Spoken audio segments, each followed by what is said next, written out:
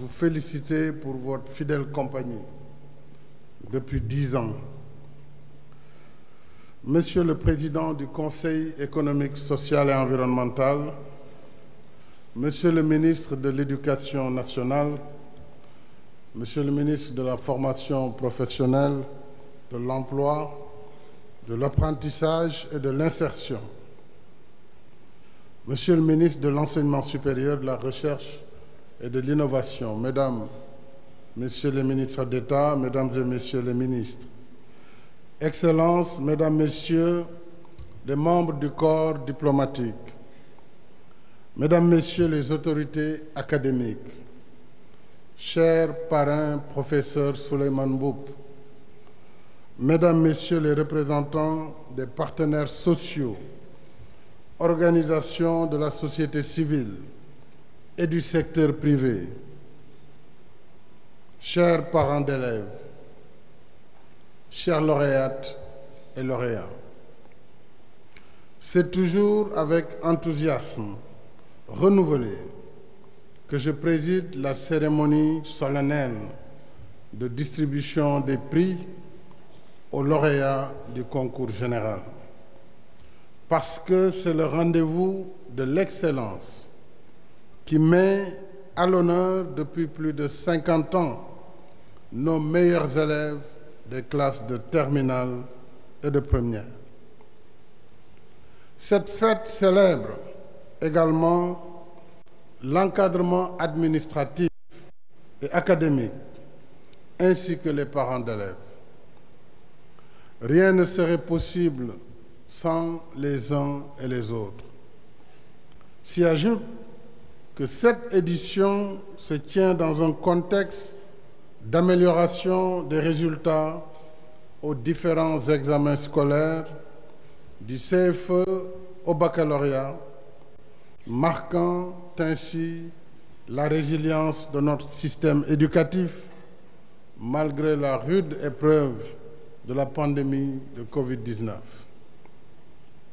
Au demeurant, les résultats du concours général de cette année révèlent que les élèves des séries scientifiques ont brillé non seulement dans leur discipline, mais aussi dans les matières littéraires, en s'adjugeant 61% des prix. Je me réjouis également de la parité presque parfaite. Sur 95 lauréats, nous avons 49 garçons et 46 filles, avec une fille comme meilleure élève en la personne de Mademoiselle Fatou Niang du lycée d'excellence Mariama Ba. Bravo, Mademoiselle Niang, pour ce palmarès. Je remercie et félicite vivement M. Maguette Dieye, excellentissime professeur, qui nous a gratifié de son discours d'usage, professeur de lettres modernes au lycée mixte Maurice Delafosse, pour, comme je l'ai dit, le brillantissime discours d'usage qu'il vient de prononcer. Professeur Dieye, vous êtes allé au fond des choses en abordant le thème pour un système éducatif ancré dans ses valeurs et ouvert aux compétences du XXIe siècle. Quelle réforme curriculaire! Puisant dans un tréfonds multidisciplinaire, vous avez retracé l'évolution de notre système, mis en évidence ses forces et faiblesses, et proposé des pistes de réflexion pour repenser et l'adapter aux exigences de notre temps. Je retiens de votre exposé la reconnaissance des efforts consentis pour notre système éducatif. Je rappelle que le budget de l'éducation nationale est passé en effet de 432 milliards en 2011 à plus de 606 milliards en 2022. À juste titre, vous avez plaidé également pour un système éducatif enraciné dans nos valeurs de culture et de civilisation et ouvert au monde. En revisitant l'aventure ambiguë, vous rappelez pour la circonstance la dialectique des valeurs, de la tradition et de l'école moderne, question que Cheikh Hamidou Kane a posée il y a plus de 60 ans. En ces termes, peut-on apprendre ceci sans oublier cela? Et ce qu'on apprend vaut-il ce que l'on oublie? La question est d'actualité alors que notre société est percutée par la violence physique et verbale et la frénésie des fake news, de la manipulation et des réseaux sociaux. Dans ce tourbillon des temps modernes, la jeunesse semble en perte de repère, allant jusqu'à verser parfois dans un mimétisme de mauvais goût. Je pense à la pratique choquante et malsaine de violence sur des enseignants et de saccage d'infrastructures et matériel scolaire. Les agresseurs et les casseurs, qui constituent heureusement une infime minorité, n'ont pas leur place à l'école ni à l'université. Nous devons tous agir fermement pour mettre fin à ces dérives.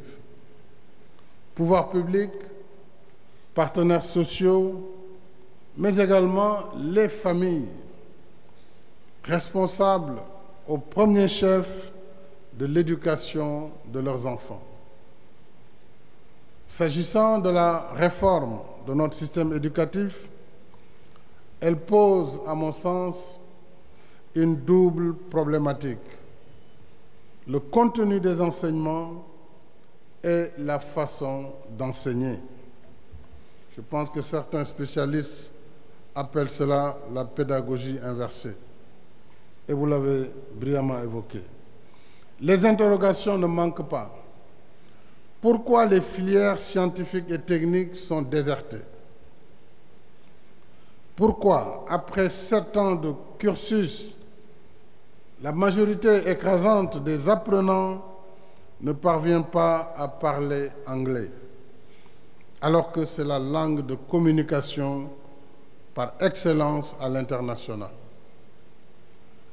Quel est le degré de pertinence des contenus pédagogiques en instruction civique, en philosophie et en histoire et géographie?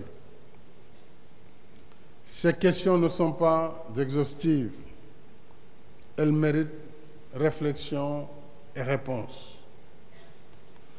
Le curriculum scolaire doit davantage aider nos élèves à vivre leur temps, affronter les réalités d'un monde en mutation continue, en restant ancrés dans nos valeurs de culture et de civilisation et ouverts aux apports positifs de l'extérieur. En plus du savoir, il doit en même temps et surtout inculquer aux apprenants le savoir-faire et le savoir-être qui les prépare à la vie d'adulte. C'est tout le sens des réformes que nous avons entreprises depuis plusieurs années et que le professeur Dieye a largement évoquées dans son discours d'usage. Il me suffit de mentionner au titre des innovations la création de lycées d'excellence sur la base d'une équité territoriale à Diourbel, Sédhiou et Kaffrine, en plus du lycée d'excellence Mariama Ba de Gorée.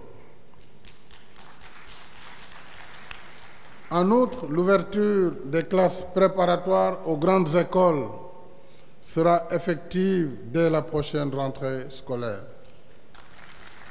Et là, je vais m'arrêter, Monsieur le ministre de l'Éducation et Monsieur le ministre de l'Enseignement supérieur surtout. Ne nous prenez pas les meilleurs pour les envoyer à l'étranger, maintenant que nous allons ouvrir les grandes classes préparatoires au Sénégal.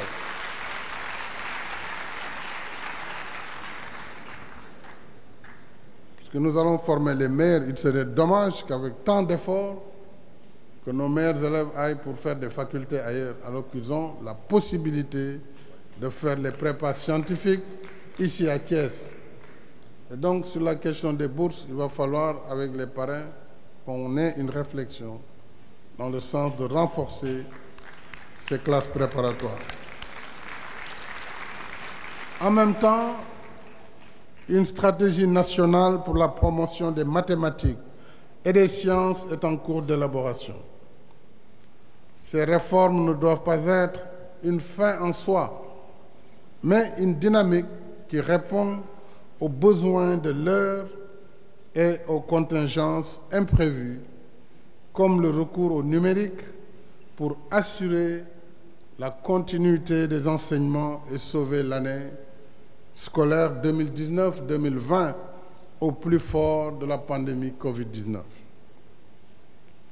C'est dire, mesdames et messieurs, que notre système éducatif doit davantage intégrer le numérique comme contenu pédagogique et outil d'encadrement et de performance. Mais tout cela, j'allais dire, tout n'est pas que science, mathématiques et technologie. Il nous faut aussi mieux promouvoir l'enseignement des humanités et des valeurs. Je le dis d'autant plus que ce sont les humanités et valeurs qui nous relient à notre histoire, qui forgent notre identité, cimentent notre vivre ensemble et nous servent de bouclier face au risque d'acculturation et d'assimilation. Dans son appel au rendez-vous de la civilisation de l'universel, le président poète Léopold Sédar Senghor avait raison d'inviter à assimiler sans être assimilé.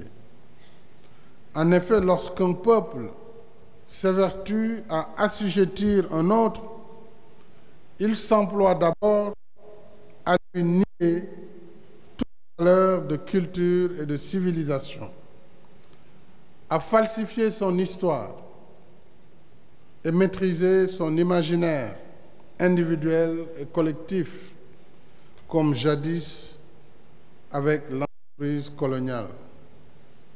Colonisation égale chosification, selon la célèbre formule d'Aimé Césaire. D'où la prétendue mission civilisatrice comme fondement de la conquête et de l'occupation coloniale. Aujourd'hui encore, chers lauréates et lauréats, les thèses négationnistes et les tentations d'assimilation restent vivaces dans le monde. C'est pourquoi, s'agissant du contenu des enseignements, nous devons poursuivre l'œuvre d'ancrage dans nos valeurs de culture et de civilisation.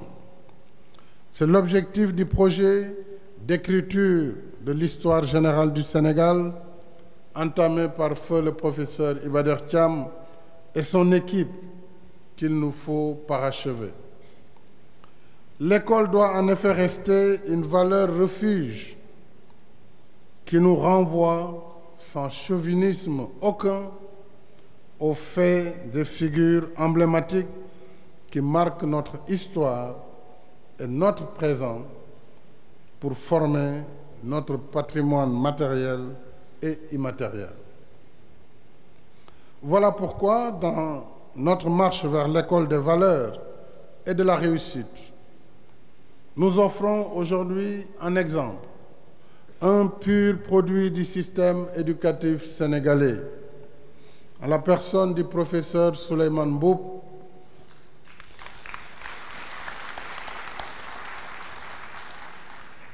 pharmacien-colonel des armées, directeur de l'Institut de recherche en santé, de surveillance épidémiologique et de formation IRSEF basé à Diamniadio. Je voudrais particulièrement vous féliciter, professeur, pour cette initiative et surtout pour votre détermination à hisser l'IRSEF à un niveau de standard international.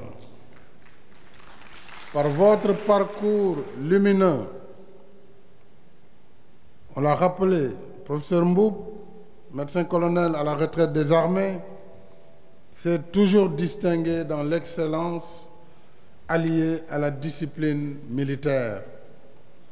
Il a fait la fierté de notre pays, de l'Afrique et du milieu scientifique aux quatre coins du monde. Si on a donné son nom à un virus, je crois, professeur. Le film en parlait de Mboupela quoi encore? Bon, mais allez faire la recherche.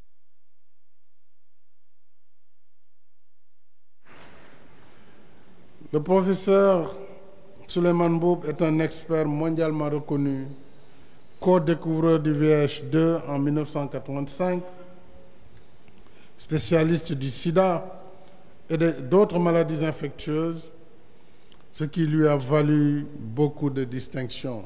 D'ailleurs, je disais au plus fort de la Covid, quand il a commencé à faire le séquençage, je disais, mais il ne faut pas que Mboup nous sorte ici un virus encore ou un mutant sénégalensis et nous créer des problèmes.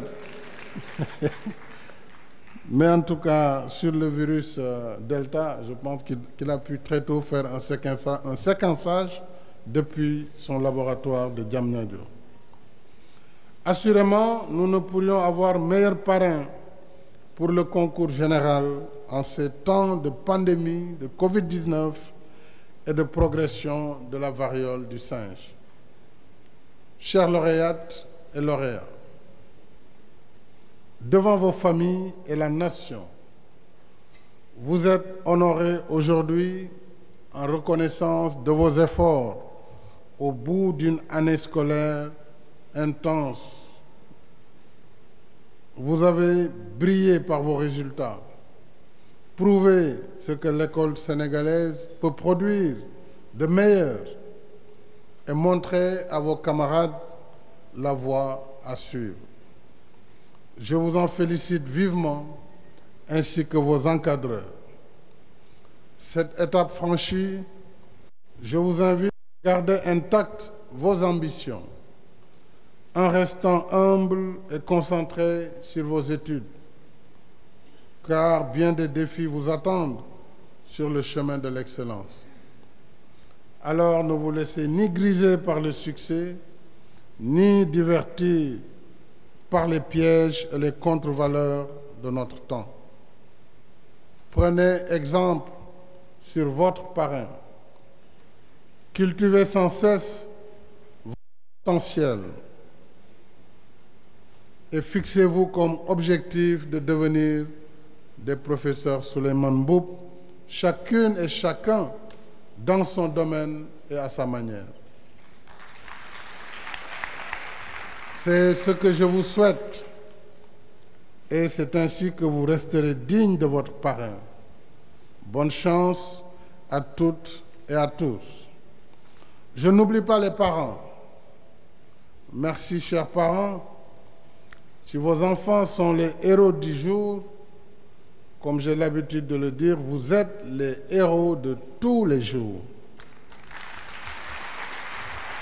Pour tous les sacrifices que vous consentez en faveur de leur éducation, vous méritez notre reconnaissance, notre respect et nos applaudissements. Je félicite le ministre de l'Éducation nationale, Mamadou Talla, le ministre de l'Emploi et de la Formation professionnelle, Dame Diop, le ministre de l'Enseignement supérieur qui va prendre le relais, M. Cheikh Omar Anne, leurs équipes et surtout l'équipe qui l'organisation dans l'efficience et dans l'efficacité. Bravo Samba et bravo, n'est-ce pas, tous ceux qui sont derrière, qu'on ne voit pas.